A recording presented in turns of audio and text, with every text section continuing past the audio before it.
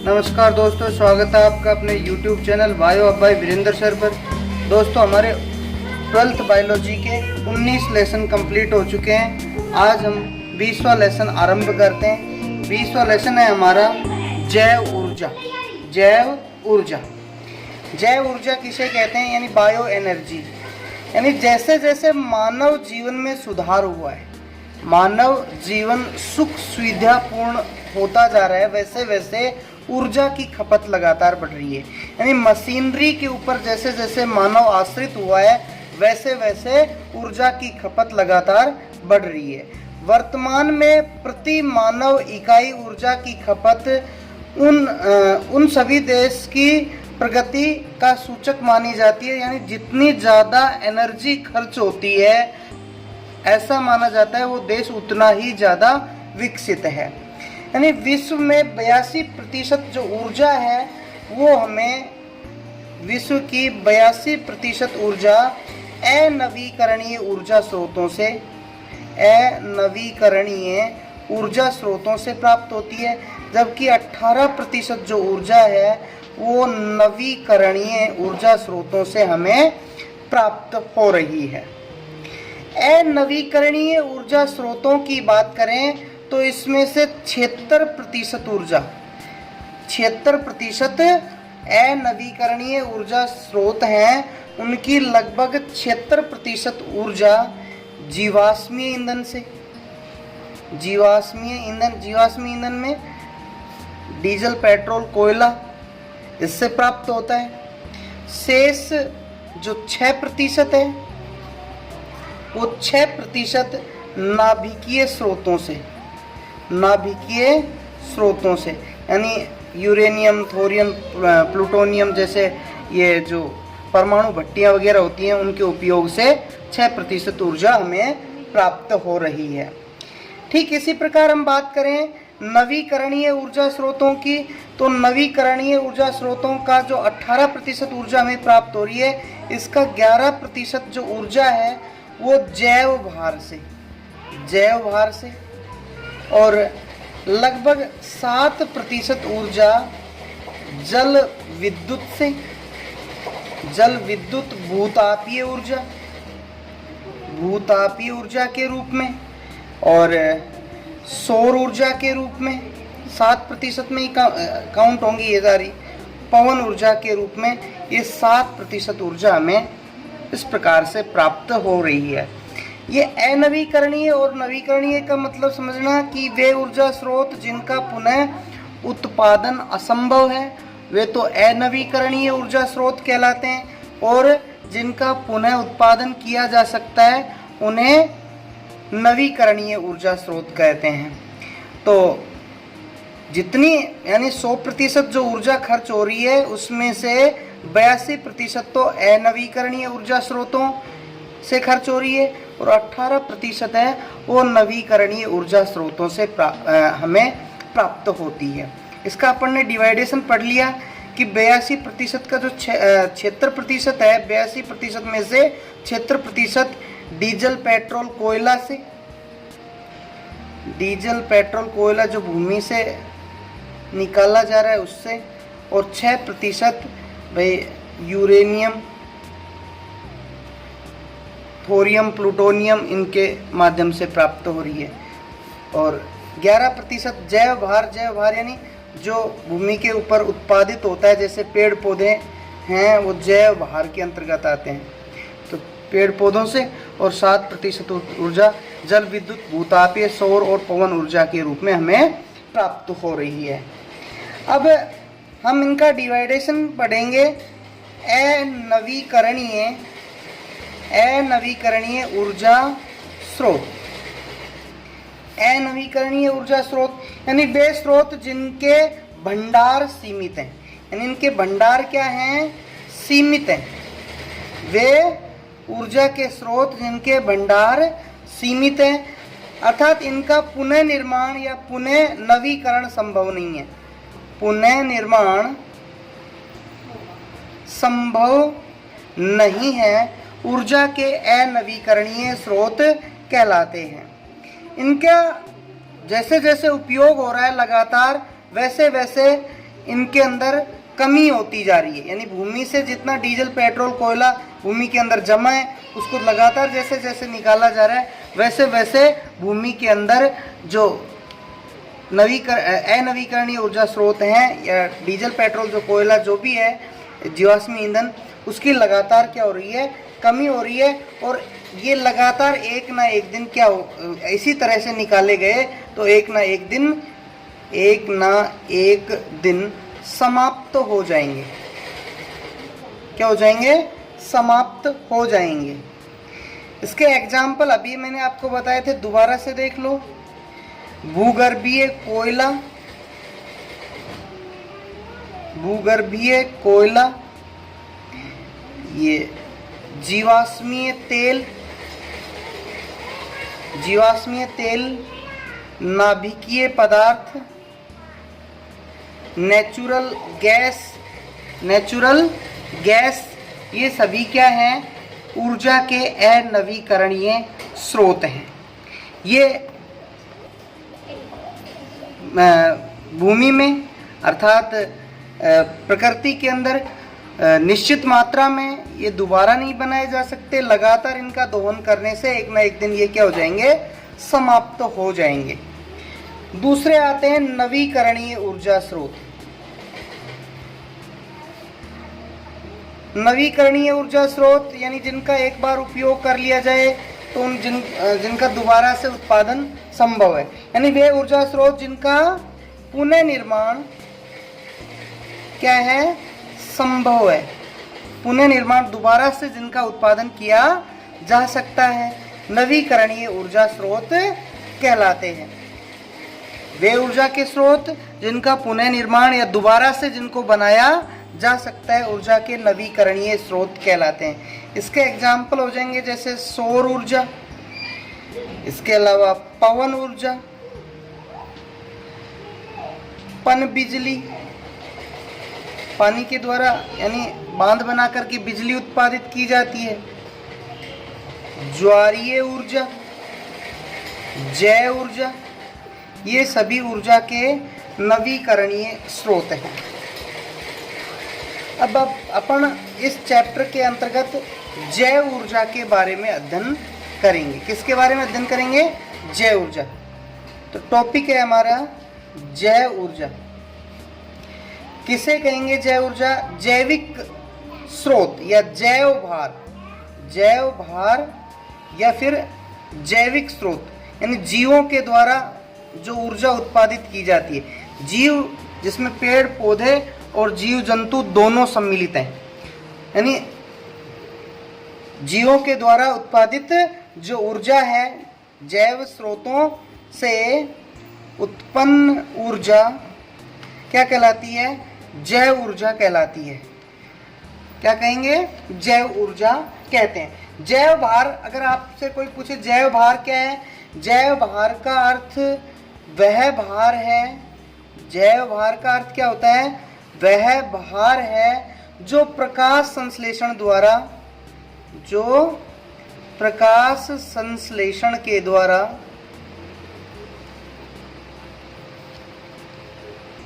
उत्पादित होता है।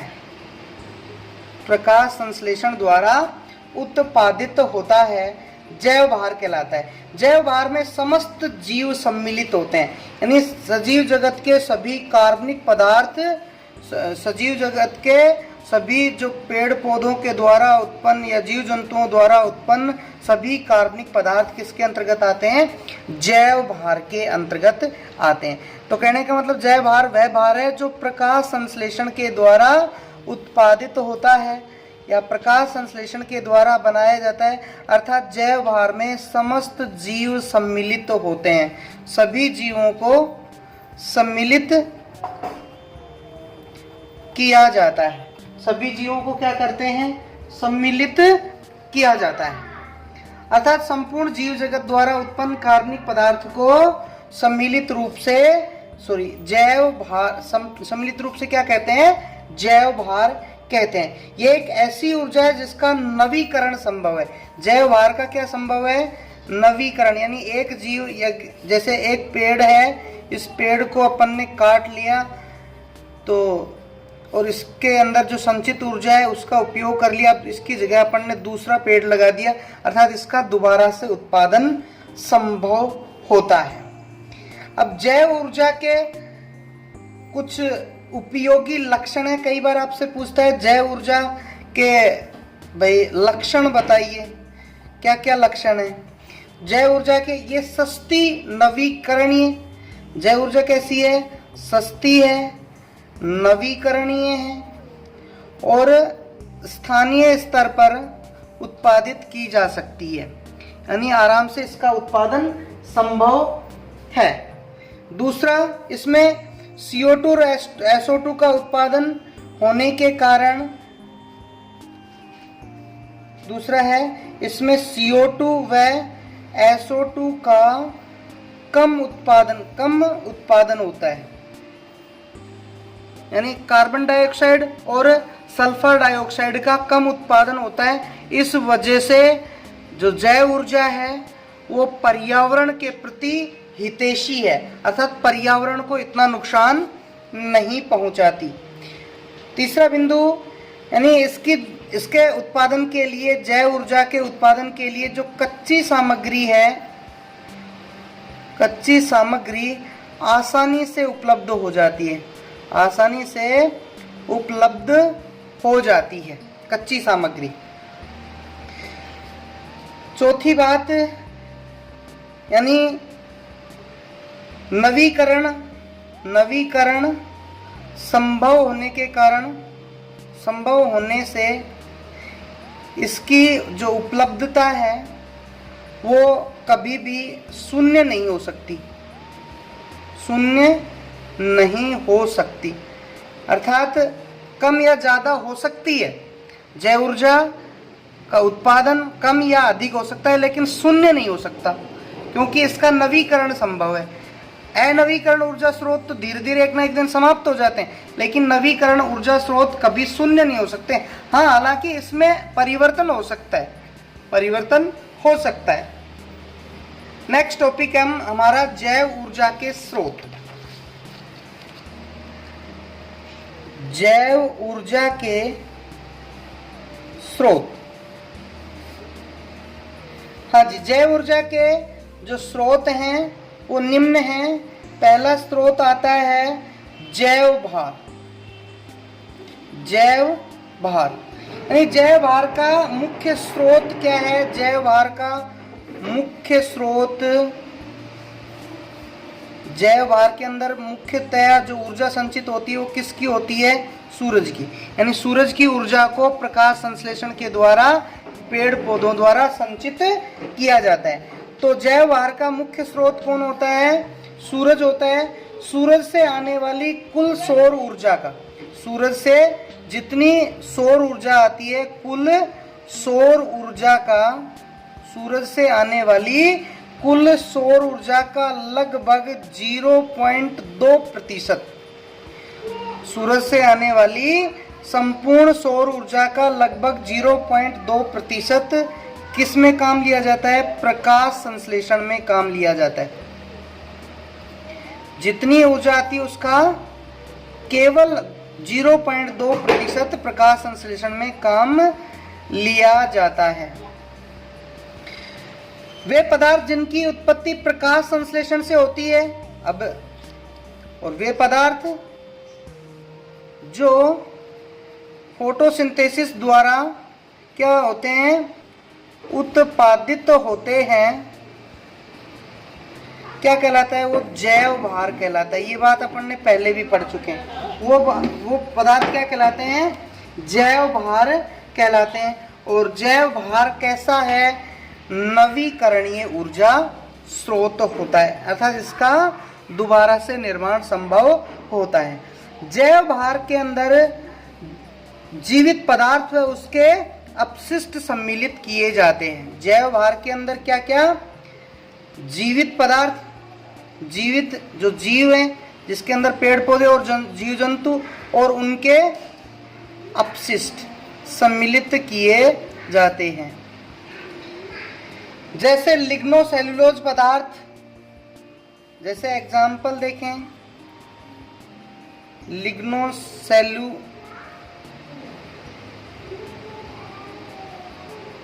पदार्थ,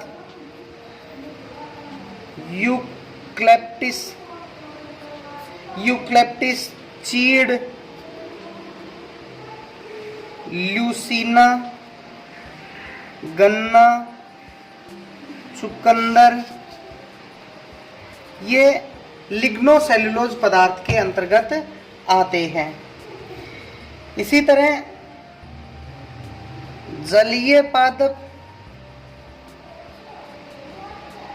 जलकुंभी,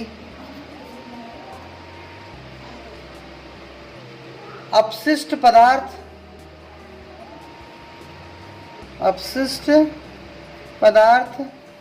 जैसे कूड़ा करकट, लकड़ी फसलों के अवशेष,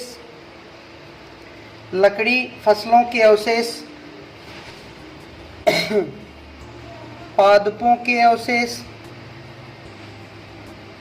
गोबर, ये सभी जैव भार के अंतर्गत सम्मिलित होते हैं।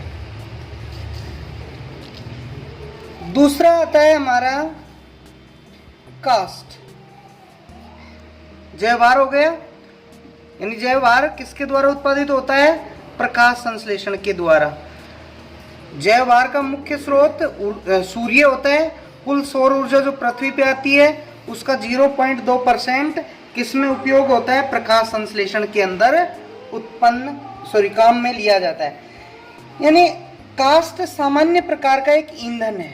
कास्ट क्या है? एक प्रकार का सामान्य प्रकार का ईंधन है ये, जिसे मानव प्राचीन काल से काम में लेता आ रहा है। बहुत समय से पहले से ही लकड़ी को या कास्ट को मानव किस रूप में? ईंधन के रूप में काम लेता आ रहा है। भारत में लगभग 50% जो जनसंख्या है वह ईंधन के रूप में किसका उपयोग करती है? कास्ट का उपयोग करती है। 50% जनसंख्या ईंधन के रूप में किसका उपयोग करती है? कास्ट का उपयोग करती है, अर्थात लकड़ी के ऊपर निर्भर है। कास्ट का ईंधन के रूप में उपयोग लेने से वन का नाश होता है। यानी लकड़ी को अगर ईंधन के रूप में काम में लेते हैं तो वनों का क्या होता है? विनाश होता है, वन नष्ट होते हैं। और जिससे क्या होगा? पर्यावरण प्रदूषित होता है, पर्यावरण का प्रदूषण होता है। कास्ट ईंधन की क्या क्या विशेषताएं हैं? कास्ट ईंधन की अगर आपसे पूछे विशेषता, तो कास्ट ईंधन की विशेषता को क्या हो जाएगी? ये आसानी से उपलब्ध हो जाता है। आसानी से क्या हो जाता है? उपलब्ध हो जाता है। दूसरी बात, इसका नवीकरण संभव है। तीसरी बात, शुद्ध कास्ट का 99% भाग ज्वलनशील होता है। शुद्ध कास्ट का 99% भाग क्या है? ज्वलनशील होता है।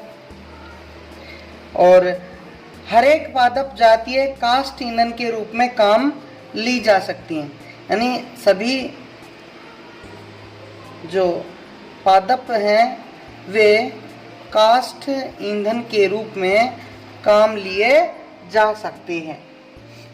अगर आपसे पूछे उत्तम कास्ट ईंधन की विशेषता, उत्तम कास्ट ईंधन की विशेषता बताओ।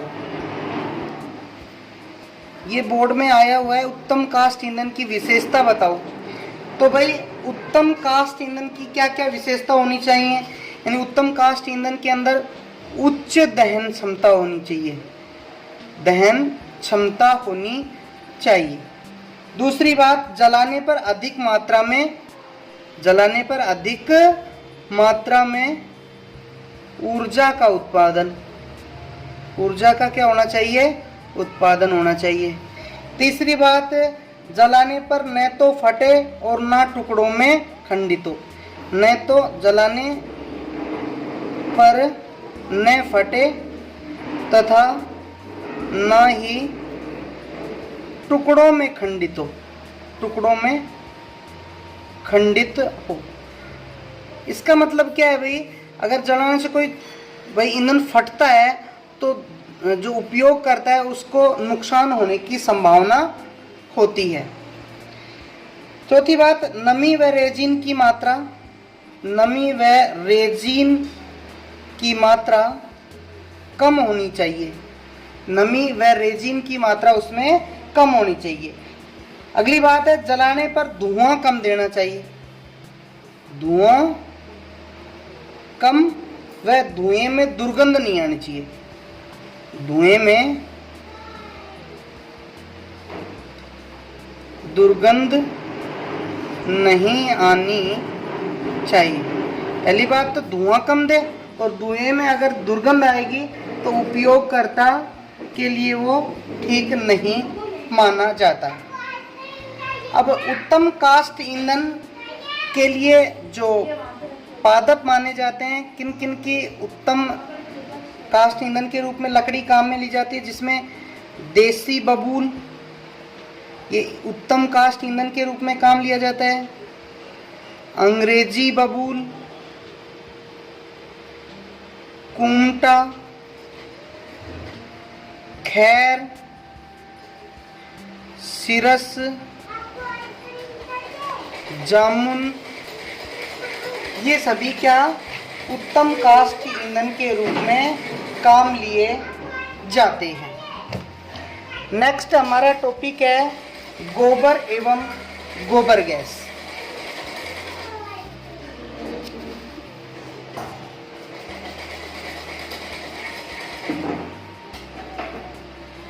गोबर एवं गोबर गैस।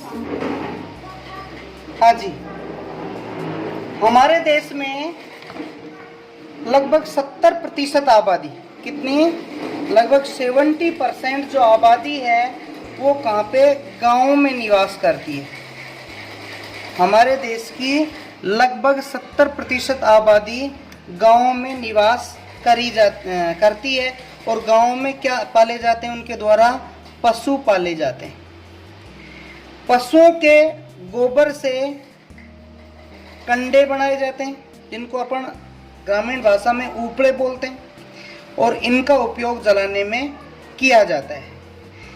जबकि इनका सदुपयोग खाद बनाने व गोबर गैस के उत्पादन में किया जा सकता है। यानी इस गोबर का गांव के अंदर कंडे बना लिए जाते हैं और उनको जलाने के लिए काम में लिया जाता है, लेकिन ये सही तरीका नहीं है। अगर गोबर के द्वारा एक तो क्या बनाया जाए, खाद बनाया जाए, प्लस गोबर गैस बनाई जाए, तो ये इसका सही उपयोग होता है। हाँ जी, जीवाणुओं के द्वारा कार्बनिक पदार्थ के किण्वन से उत्पादित गैस को, अगर आपसे कोई पूछे गोबर गैस किसे कहते हैं, गोबर में क्या होते हैं, गोबर में उपस्थित जो कार्बनिक पदार्थ हैं, कार्बनिक पदार्थों का सूक्ष्म जीवों द्वारा किण्वन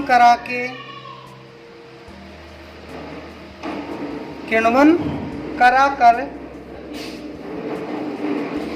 उत्पादित जो गैस है, उस गैस को ही हम गोबर गैस कहते हैं।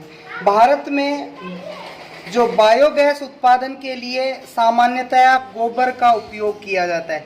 भारत में इस गोबर गैस को गोबर गैस इसलिए बोलते हैं, इसका गोबर का उपयोग किया जाता है। और बायोगैस, ये जो भी कार्बनिक पदार्थ हैं, ये तो गोबर का उपयोग किया है। इसके अलावा अन्य कार्बनिक पदार्थों के का सूक्ष्म जीवों द्वारा किण्वन कराकर गैस उत्पादित किए जाए तो वो कौन सी गैस कहलाती है, बायोगैस। और भारत के अंदर बायोगैस बनाने के लिए सामान्यतः किसका उपयोग करते हैं, हम गोबर का उपयोग करते हैं। अतः गांवों में बायोगैस उत्पादन के लिए गोबर गैस संयंत्र स्थापित किए जा सकते हैं। गांवों के अंदर क्योंकि गोबर की मात्रा पर्याप्त रूप में होती है, वहाँ पे पशु आसानी से पाए जाते हैं, तो वहाँ पे आसानी से हम क्या लगा सकते हैं, गोबर गैस संयंत्र स्थापित कर सकते हैं।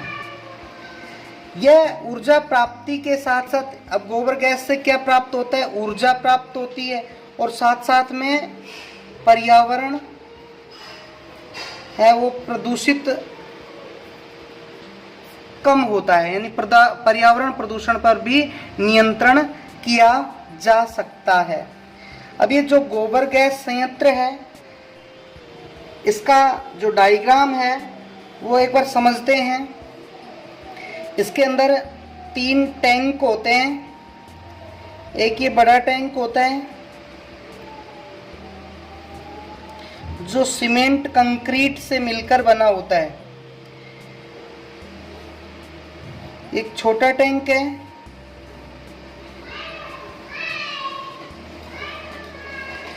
जो एक पाइप के माध्यम से इससे जुड़ा होता है। इसको हम भाई इसके अंदर गोबर प्लस पानी इसके अंदर डालते हैं, वो इस पाइप के माध्यम से यहाँ पे आ जाता है। यहाँ पे गोबर का सूक्ष्म जीवों के द्वारा अपघटन कराया जाता है और अपघटन से क्या बनती है?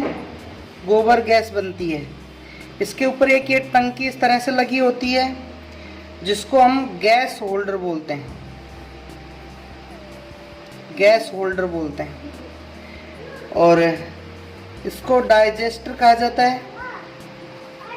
और एक यहाँ से एक पाइप निकलता है जो ये जो गोबर है यहाँ से जैसे जैसे यहाँ से आएगा वो लास्ट में इस पात्र में इकट्ठा हो जाता है। इस गैस होल्डर से एक पाइप निकलता है जिसके यहाँ पे एक वाल लगा रहता है और ये पाइप भाई वहाँ तक रसोई तक जाता है या फिर जहाँ पे भी इस गैस का उपयोग करना है वहाँ तक इस पाइप को ले जाते हैं और गैस का उपयोग कर लेते हैं। हाँ जी, गोबर गैस संयंत्र में अवायवीय किण्वन 3 चरणों के अंदर पूरा होता है। अवायवीय जो किण्वन है, ध्यान रखना, गोबर गैस संयंत्र में कैसा किण्वन होता है? अवायवीय किण्वन होता है। और वो कितने चरणों में? 3 चरणों में पूरा होता है। पहले चरण में अवायवीय जो विकल्पी जीवाणु हैं वो जटिल कार्बनिक पदार्थों को, इसके अंदर जो जटिल कार्बनिक पदार्थ हैं उनको सरल कार्बनिक पदार्थों में तोड़ते हैं। पहले चरण में तो क्या हो गया? सूक्ष्म जीवों के द्वारा जटिल कार्बनिक पदार्थों को सरल कार्बनिक पदार्थों के अंदर तोड़ा जाता है। दूसरे चरण में जीवाणु आंशिक वायवीय व आंशिक अवायवीय श्वसन द्वारा सरल कार्बनिक पदार्थों को कार्बनिक अम्लों में और अंत में एसिटिक अम्ल में बदल देते हैं। दूसरे चरण में क्या करेंगे? जो सरल कार्बनिक पदार्थ हैं उनको कार्बनिक अम्ल व एसिटिक अम्ल में बदल दिया जाता है। और तीसरे चरण में मीथेनोबैक्टीरियम जो जीवाणु होते हैं, मीथेनोबैक्टीरियम जो जीवाणु हैं वे एसिटिक अम्ल को, किसको? एसिटिक अम्ल को किस में बदल देते हैं? मीथेन में बदल देते हैं। एसिटिक अम्ल को मीथेन में बदल देते हैं।